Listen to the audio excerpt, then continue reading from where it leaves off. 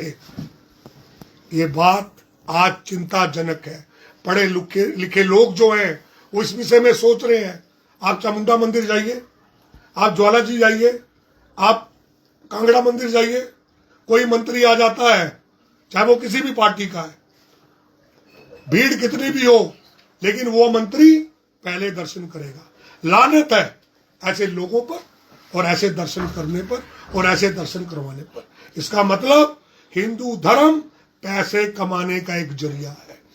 इतने बड़े लोग, इतने संत, कोई नागा बाबा, कोई बाबा, मठाधीश करोड़ों की कारों में घूम रहे हैं। पैसा कहां से है उनके पास? हमारे जैसे बेवकूफ लोगों ने दिया।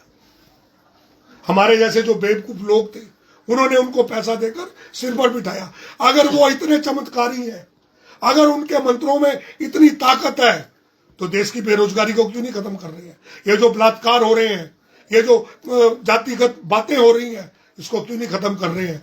क्यों ये जो हमारे देश के मौसम का बदलाव हो रहा है, हिमाचल में बारिश करवाते, मैं बाबाओं की शक्ति को नतमस्तक होता।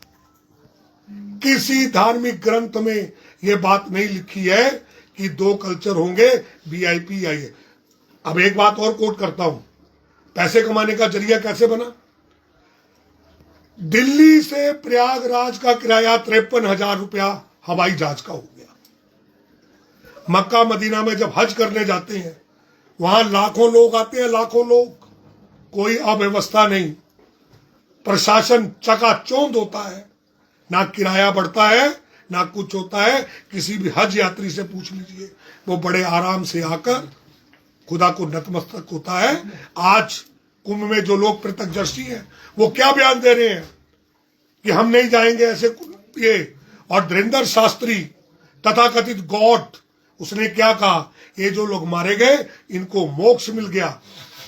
उसके बदले में हमारे शंकराचार्य जो आदित्य शास्त्री जो है, उन्होंने क्या कहा? अगर इनको मोक्ष मिला तो धीरेन्द्र शास्त्री आ, मैं तेरे को भी धक्का देकर तेरे को भी मोक्ष दिलवाता हूं। लानत है ऐसे गुरुओं पर। कैसे गुरु हैं ये लोग जो मरने वालों को कह रहे इनको मोक्ष मिल गया तो तुम लोग भी आयो, तुम लोग भी मोक्ष प्राप्त करो। बड़ा दुख होता है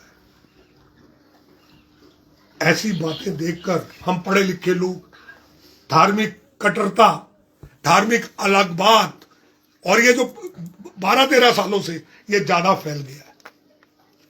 मैं कहता हूं कि हम लोग हिंदू मुसलमान मंदिर मस्जिद के नाम पर लोगों का अलग कर रहे हैं। समाज पहले भी था, राम के टाइम पे राम युग था, उस वक्त तो कोई हिंदू मुसलमान नहीं था। हम पहली शताब्दी में गुलाम हुए। बौद्ध धर्म बना, जैन धर्म बना, ईसाई आए, मुसलमान आए। किसके कारण आए? हिंदुओं की धार्मिक कट्टरता के कारण। आज जितने भी ये जो समाज बने हैं, चाहे वो राधा स्वामी सत्संग है, चाहे वो कोई और सत्संग है, क्यों है? जब दलित लोगों को प्रताड़ित किया गया, एक अलग समुदाय का निर्माण। इसलिए मैं ये कहना चाहूंगा, आदरणीय योगी जी, आप तो बाबा हो, संत हो, काय के संत।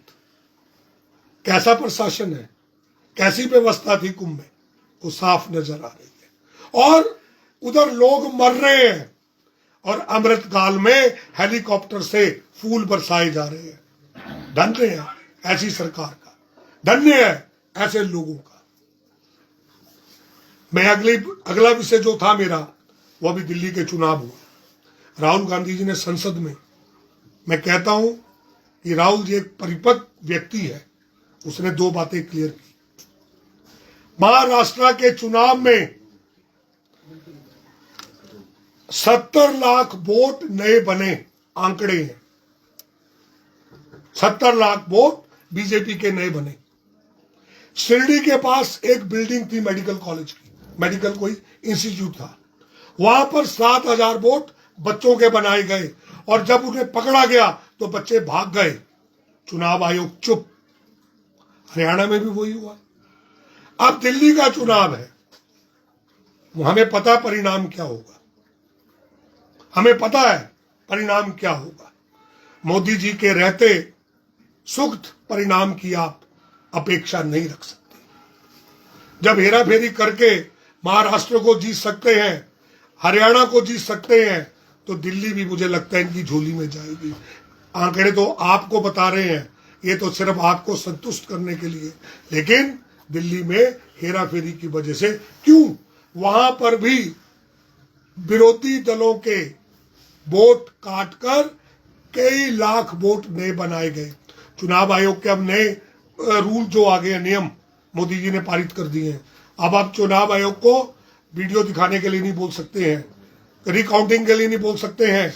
क्यों ऐसा किया, कहां पारदर्शिता है? और अभी जो चुनाव आयोग के मुख्य आयुक्त थे, पीछे मिश्रा जी की पता नहीं कौन थे, आपको पता रिटायरमेंट के बाद कहां गए? बीजेपी ने उन्हें एक बहुत बड़ा ओहदा दिया, राज्यपाल गोवा का राज्यपाल बना दिया। अभी जो दिल्ली में अव्यवस्था फैली हुई है, सरेआम मारकाट हो रही है, कल भी मांस और मदिरा बांटते हुए बीजेपी के वर्कर लोगों ने पकड़ा, चुनाव आयोग ने उस मामले में चुप्पी साधी हुई है। मैं यहां कहना चाहूंगा, आदरणीय मोदी जी, किसी समय रावण भी बहुत उच्च कोटि का विद्वान था, लेकिन उसके घमंड ने उसके शासन का सत्यानाश कर दिया। आज वही पराकाष्ठा है, आज वही बात है। आप कितना भी कुछ कर लो, ये लोकतंत्र है। आने वाले समय में ना आपकी कुर्सी रहेगी, ना आप रहोगे, लेकिन जनता आपके काले कारनामों को याद रखेगी। मैं यहां कहना चाहूंगा, समय है, कोई भी बात नहीं कर रहा है किसकी, बेरोजगारों की, कोई भी बात नहीं कर रहा है महंगाई की, कोई भी बात नहीं कर रहा है अच्छी स्वास्थ्य सुविधाओं की। 7200 करोड़ रुपया कुंभ के मेले में दिया गया। मैं इलाहाबाद में पढ़ा हूं, मैं कुंभ नहाया हूं, मैं रोज गंगा नहाता था। उस वक्त ऐसी अव्यवस्था नहीं थी, थोड़ी बहुत भगदड़ मस्ती थी क्योंकि लोग आते थे, लेकिन इस बार जो अव्यवस्था हुई वो चरम सीमा पर थी। अंत में मैं यह कहना चाहूंगा, मैं कड़े शब्दों से ये जो कुंभ में जो भगदड़ मची उसकी निंदा करता हूं, और अपने राष्ट्रीय नेता आदरणीय खड़गे जी, श्री राहुल गांधी जी के जो बयान है, जो आज वो संसद में चिल्ला चिल्ला कर बोल रहे हैं, मोदी जी शर्म करो। प्रियंका जी ने बोला कि कपड़े बदलने का तो आपको शौक है, लेकिन देश के हालात भी बदले, तो मैं इसकी निंदा करता हूं और भगवान से प्रार्थना करूंगा कि ऐसे लोगों को सद्बुद्धि दे।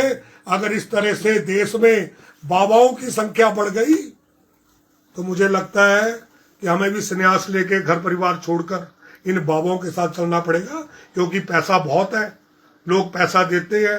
मैं तो कहता हूं धीरेन्द्र शास्त्री एक है, लेकिन हमारे जैसे लाखों मूर्ख उसके पांव जाके दबाते हैं। हमें मूर्ख नहीं बनना है, हमें ज्ञानी बनना है। अपने ग्रंथ उठाओ, ऋग्वेद यजुर्वेद उठाओ, रामायण पढ़ो, महाभारत पढ़ो। ऐसी पराकाष्ठा, ऐसी व्यवस्था जो 12 साल में आई, हमने पहले नहीं देखी। धन्यवाद। जय हिंद, जय भारत। रोकी जी, आप बोल रहे हैं दिल्ली का रिजल्ट आपको पता है, क्या रिजल्ट आ रहे हैं? बीजेपी आएगी। कैसे आएगी बीजेपी? आपके सामने है। तो हिमाचल में बीजेपी क्यों नहीं आई? भाई साहब, मैं एक बात बोलूं, छोटा सा एग्जांपल मैं पहले भी देता हूं, आज भी देता हूं। हम स्कूल चलाते हैं, हमें पता कौन बच्चा मेरिट में लाना, कौन नहीं लाना है। जो बच्चा मेरिट में लाना उसको मेरिट में ला देते हैं, जिसने नहीं आना उसको फेल कर देते हैं। इलेक्शन मैनेजमेंट को लेकर आप सवाल उठा रहे हैं कि ईवीएम को लेकर सवाल उठा रहे हैं? इलेक्शन मैनेजमेंट, भाई मेरी बात सुनो, जिस सत्ता के पास न्यायालय है, जिस सत्ता के पास चुनाव आयोग है, जिस सत्ता के पास ईडी है, जिस सत्ता के पास सीबीआई है, उससे आप क्या उम्मीद रखते हो?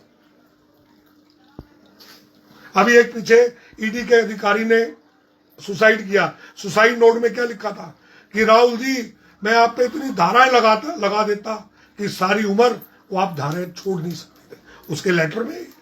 अरे और दूसरी बात, माफी चाहूंगा, मीडिया कुछ भी स्पष्ट नहीं दिखा रहा खासकर मैं दिल्ली में बात कर रहा हूँ, हमारा हिमाचल का मीडिया हाँ ਤੁਹਾਡੀ पूरी ਗੱਲ नहीं, ਦੱਸੀ। हमारे हिमाचल का मीडिया बड़ा विनम्र है, इसके लिए मैं आपका आभार प्रकट करता हूँ। लेकिन दिल्ली की बात कर रहा हूँ मैंने, जब ये इलाहाबाद की स्टोरी मैंने डॉक्टर विजय शुक्ला जी, जो लोकल न्यूज ऑफ इंडिया के चीफ एडिटर एंड फाउंडर हैं, उनसे ली और उन्होंने मुझे कहा कि आप इसकी प्रेस रिलीज दो। और कोई सवाल आपका?